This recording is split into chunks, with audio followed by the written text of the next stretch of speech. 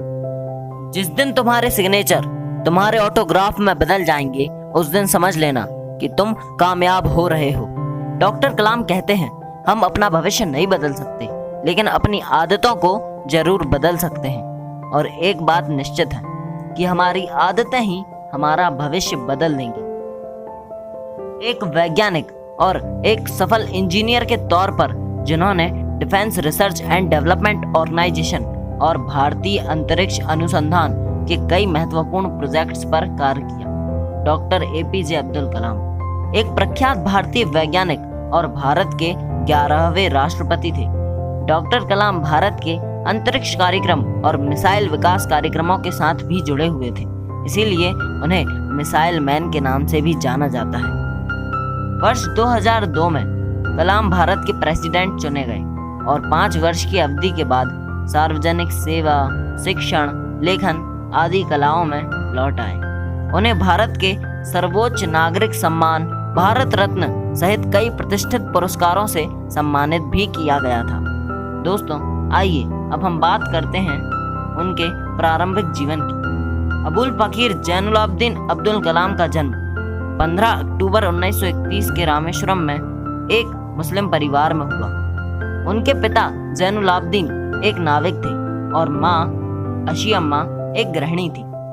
उनके परिवार की आर्थिक स्थिति बिल्कुल भी ठीक नहीं थी, इसी कारण उन्हें अपने स्कूल टाइम से ही न्यूज़पेपर बांटने का काम करना पड़ा। जी हाँ दोस्तों, वे अपने स्कूल टाइम में एक नॉर्मल स्टूडेंट की तरह ही थे, पर नई चीज़ों को सीखने के लिए तत्पर तैयार रहते थे। उनके अंदर सीखने की भूख थी और वे अपनी पढ़ाई पर घंटों ध्यान दिया करते थे। उन्होंने अपनी पढ़ाई रामनाथपुरम के एक मैट्रिकुलेशन स्कूल से पूरी की और उसके बाद तिरुचिरापल्ली के सेंट जोसेफ्स कॉलेज में दाखिला लिया और सन 1954 में फिजिक्स में स्नातक किया। उसके बाद 1955 में वे मद्रास चले गए और वहां जाकर उन्होंने एयरोस्पेस इंजीनियरिंग की पढ़ाई की।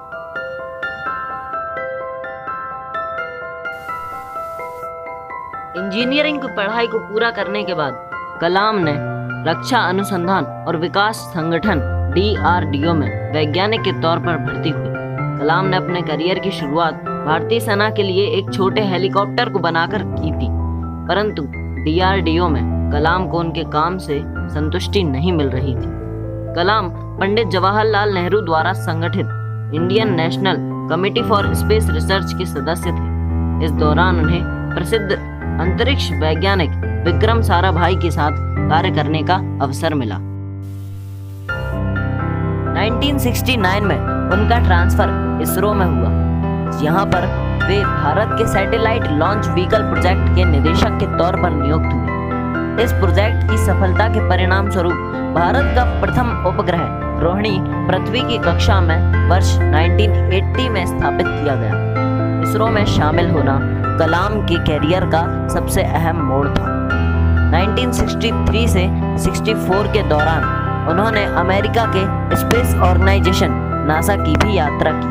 परमाणु वैज्ञानिक राजा रमन्ना, जिनकी देखरेख में भारत का पहला परमाणु परीक्षण किया गया था, इस दौरान भी कलाम को परीक्षण देखने के लिए बुलाया गया था।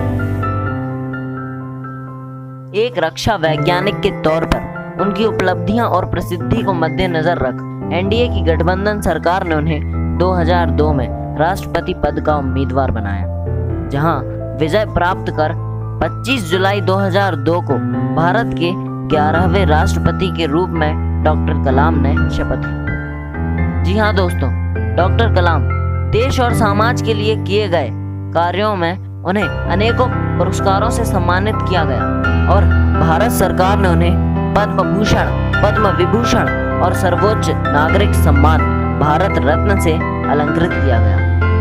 दोस्तों, 27 जुलाई 2015 को शिलोंग में भाषण देने के लिए 5 मिनट बाद कलाम नीचे गिर पड़े।